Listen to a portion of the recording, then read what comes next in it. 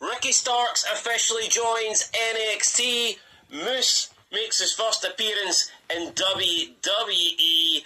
And Jordynne Grace is placed into the middle of 5 hot women to bring down the average rating of the looks department. Welcome back, guys, to Fog Wrestling. And just when you thought NXT, the hot women, it's a great place to be, no, they throw in Jordynne Grace. They throw in some masculinity there, because that's what people love, isn't it? In 2025, we don't want hot chicks. We want women that look like dudes, and that's what you get with Jordynne Grace. Even when she talks, man, she sounds like a dude.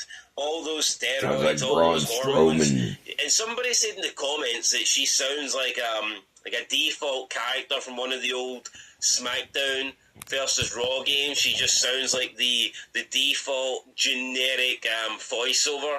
And once I seen that comment, I just cannot unhear it. Whenever I hear Jordynne Grace talk now, that is what she sounds like. She's got this manly voice, but it's the most like generic monotone voice that you've ever heard. And she cut a bit of a promo on NXT, and it was really bad. It was crap.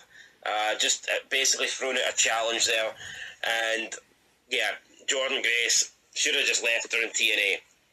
Anyway, I've only seen the highlights of the show, so I'm not really going to give it an overall rating, but let's get into it. We have Obafemi in the ring. Moose comes out. Moose and Obafemi look at each other. You know, nothing interesting here. I get it. Moose is from TNA, but it's just the same old crap. Moose is like, "Oh, I can beat you, Obafemi." No, you cannot beat me, Obafemi. I am the man. Moose, no, I am the man. Both of them put their belts up in the air and they stare at each other. Predictable shite, boring shite.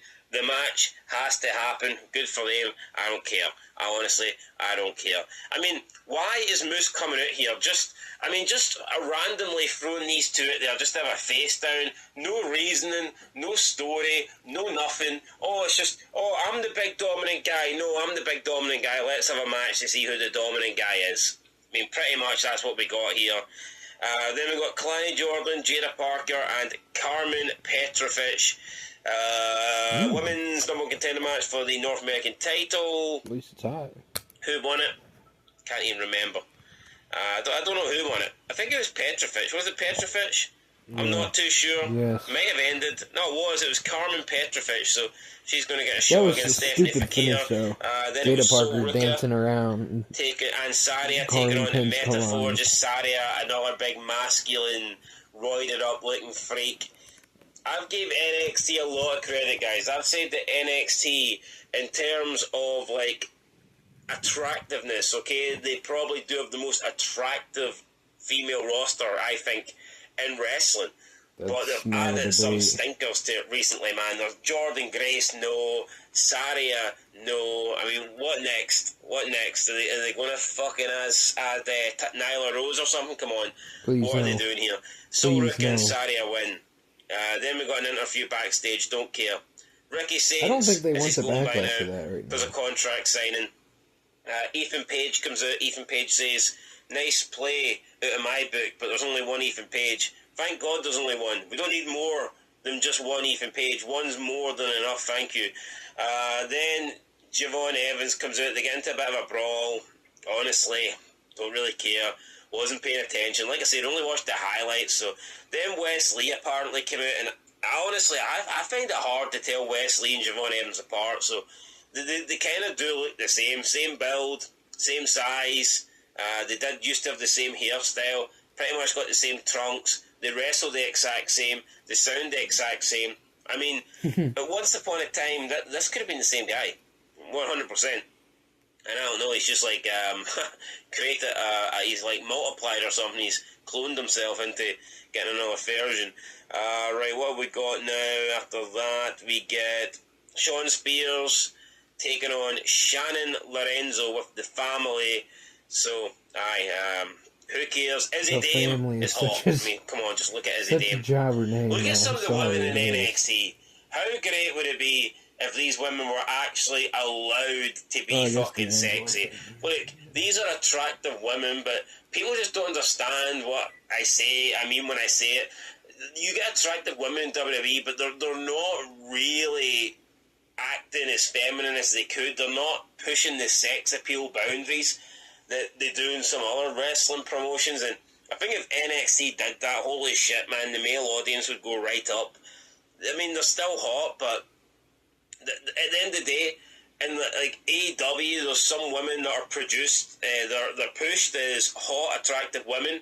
In NXT, the women are just wrestlers who are female and happen to be hot. You know, they don't actually push them as hot women. That's not the focus. Oh, look at that, she's a hot woman. No, in NXT, they're just women that people find hot. But you actually, I mean, you look at some of the segments and some of the stuff that they do, and, you know, you look at AEW, you've got Mariah May coming out in nice dresses and a nice outfit. She's fucking squeezing her tits in Tony Schiavone's face and shit like that. You know, you don't get that.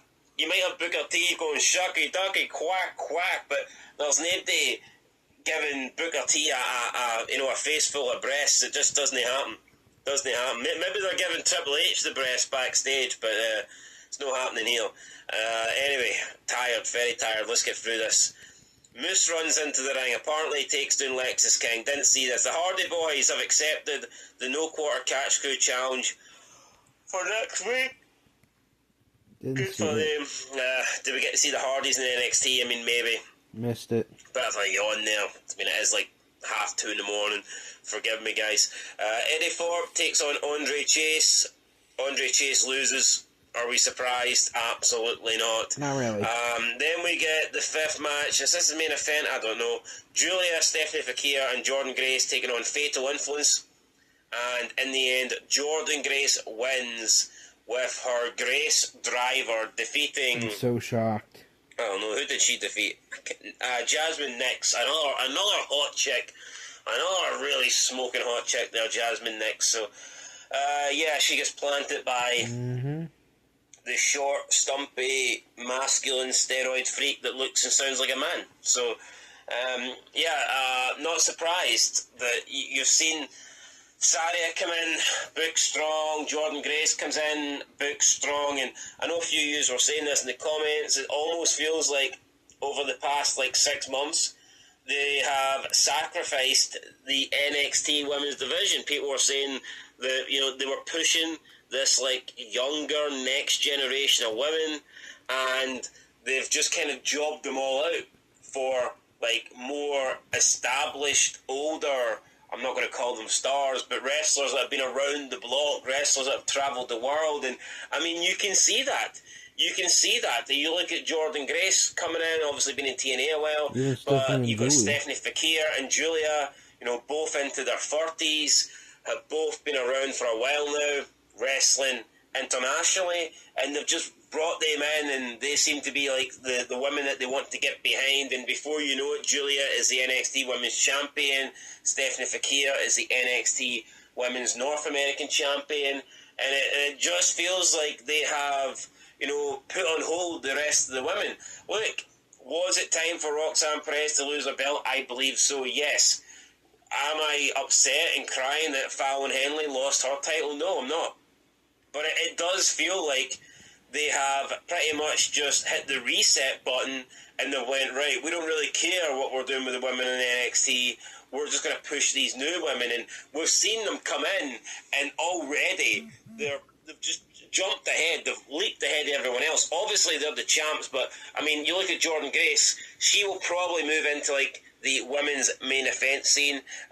Saria's came in, and she looks like someone that they're going to push strong as well. So, yeah, you look at them, and then you look at maybe other women that some people thought maybe, you know, it was their time to shine. Someone like a Lola Face, a Jada Parker, you know, women like that. Then you look at women that are even less established, like a Jasmine Nix or an Izzy Dame or a Carmen Petrovic. Their chances now of getting up the card are even slimmer because, you know, this new batch of women have come in from internationally abroad, and they've just come in and pushed their way ahead, whether they deserve to or not. So, I noticed a few of you guys saying that, and I think these are spot on anyway. About to pass out here, literally about to fall asleep, so going to end it right now. I'm not going to give it a rating. It would be unfair for me to give this show ratings that I did not watch it. Like I said, I just checked out some of the clips, some of the highlights, but it didn't seem like a great show, and for me, Jordynne Grace is ruining women's wrestling on NXT. I want some eye candy, and Jordynne Grace certainly isn't that. Anyway, that's it. Catch you guys in the next one. Till then, peace.